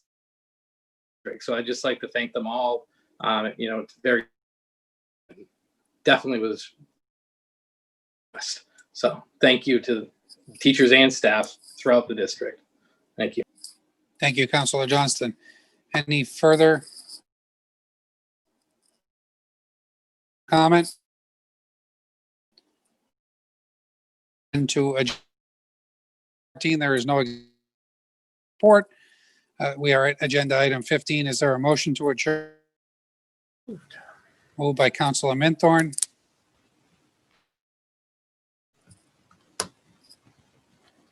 Second. Fail. Any discussion? Councilor Archer? No. Councilor? Yes. Councilor Gunn? Counselor Copeland, Counselor Minthorn, No. Yes. Johnston. For me?